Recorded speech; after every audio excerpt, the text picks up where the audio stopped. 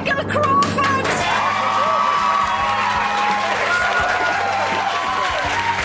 Michael, lovely to see you. How are you? Huge congratulations. Sit yourself down, Oh, Michael. we're chuffed to bits for you. We are. Here's the award in all of its glory. So lovely as And you well. can see here, we've actually engraved your name on the... Oh, hang on a minute. I'll listen to that. It says Dame Judi Dench on here. Hang on. Anyway, there you are. I mean, it's quite cheap. You can scratch it off, to be honest. Well, thank you so much. No, we know the reason we've done it, though, is because you're used to this. I mean, it's happened to you before, hasn't it, in real life? It did, yes, and thank you for bringing it up again. It was 20, 30, 40, 50, 50 years ago. I was up for Best Newcomer at the BAFTAs, or whatever they were called then. And James Mason, a very big star, had, I think, been overserved. And Of course, bless his yes, heart. yes. And he said, and ladies and gentlemen, the winner is Michael Crawford. Great. And I was so excited, you know, as they say, over the moon. And up I ran and got to him, and he said, "Oh no,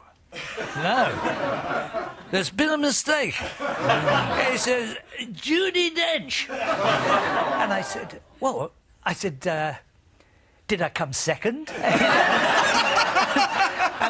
And you know, at the BAFTA, there wasn't a big laugh on that. They didn't know. So I had to turn around and go all the way back and passing lovely Judi Dench on the way, saying, so sorry. But you know, we got actually more publicity because it was front page on the papers the next day. We did quite well. Well, I'm sorry to bring that up. No, but thank you so much. It's good to see you, Michael. Well, listen, tonight we'd love to hear from you. We're actually going to go on with it now. Because if you have won a prize for something that wasn't actually yours, so, I don't know, have you won the local bake competition with your mum's carrot cake?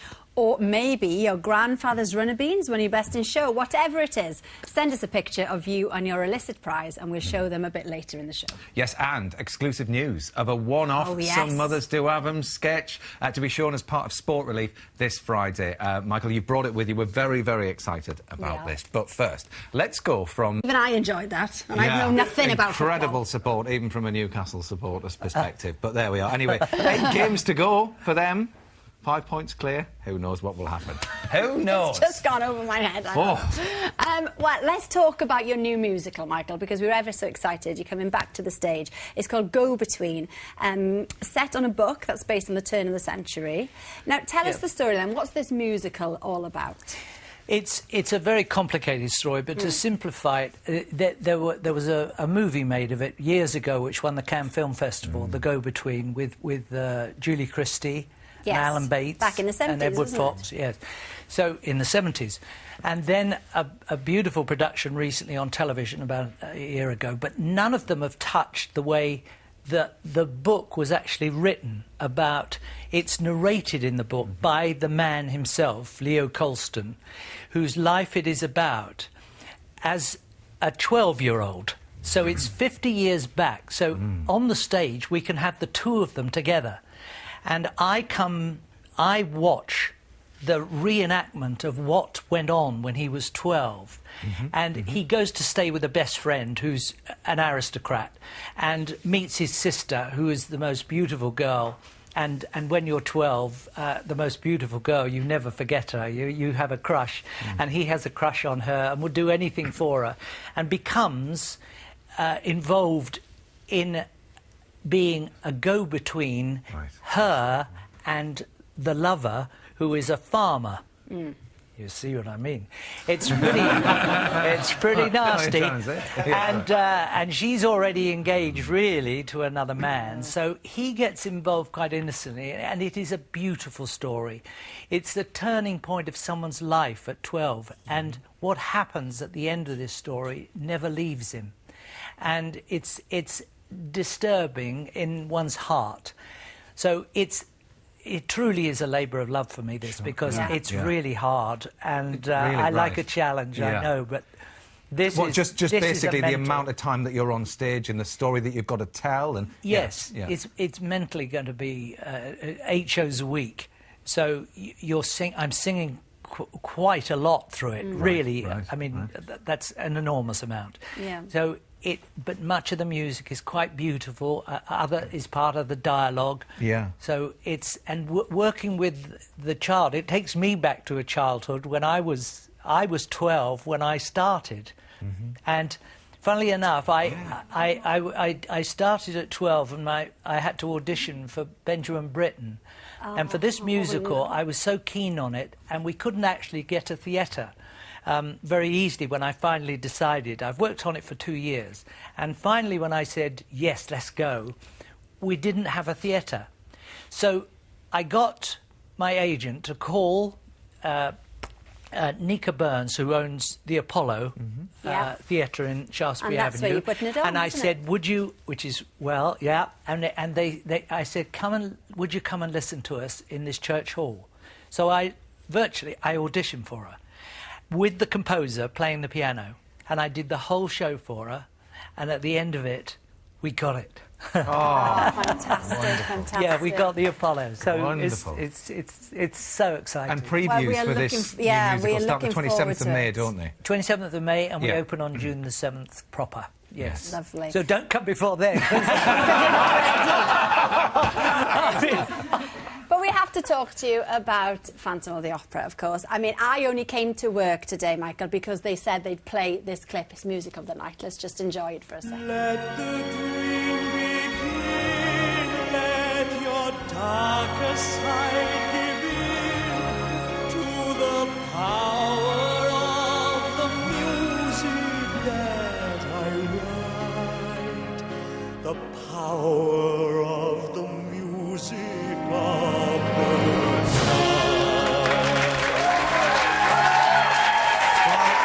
Michael, I mean, you can see you welling up there. The minute that music came on and you saw that, your breathing changed, everything about you was there.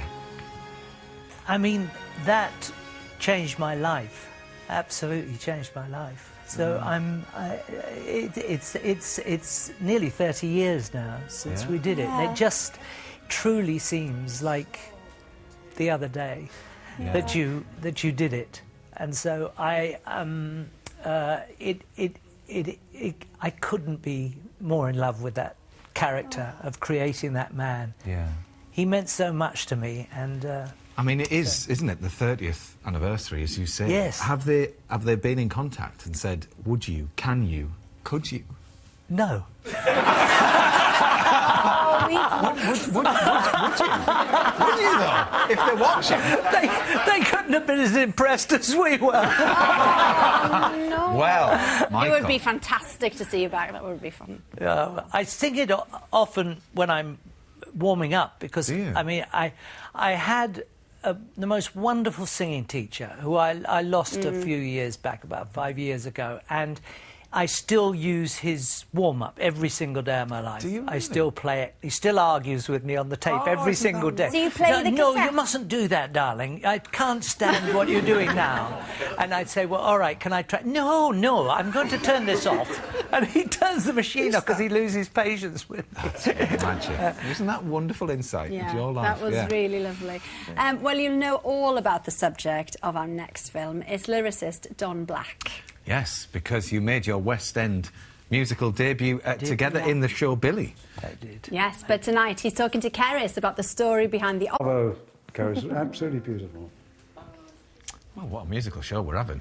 Oh, it's quite Thanks, emotional. Gareth. I feel quite drained. I know, halfway yeah. through. We've been talking about Phantom. It's lovely. Anyway, it can't have escaped your notice that it is Sport Relief on Friday, and there's extra excitement in the air because Frank Spencer is back. Dave, come on.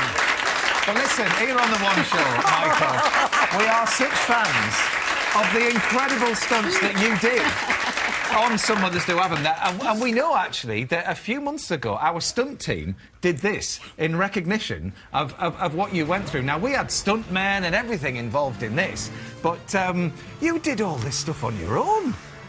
Yes, Jamie here, who's doing who's playing the part, Yeah. he was my boss for this sequence. For this, Was he? what we, Yeah. yes, yes. He was my stunt advisor. So, and is it true that you watched this at home the night this went out on the One Show? I did. How bizarre is Yeah. that? Yeah, it was very strange. Yeah, yeah. Especially when what's his name at the end? Giles. Giles came up and said, "Oh, that was me." then I thought it's time to have a drink. But listen, it's 42 years, isn't it, since you had the roller boots on? And Yes. now 38 years since the final episode of Some Mothers Do Have Them. But you have brought along with you tonight an exclusive clip that's going to go out on Sport Relief on Friday. So, courtesy of Michael, here we go, let's have a look. Such a lovable character. But that's it. You just want to see the whole lot now, don't you? This is it.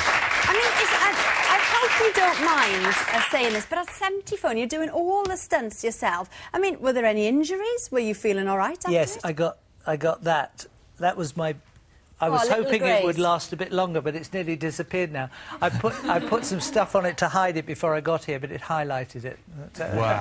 But that was it. So I was really lucky. And for you, I mean, we were talking downstairs, weren't we, about the fact that so many people have asked you to come back and back and back with a sketch or a series or whatever, but you really, really wanted to do this, and really, this is your writing as well, what we're seeing here.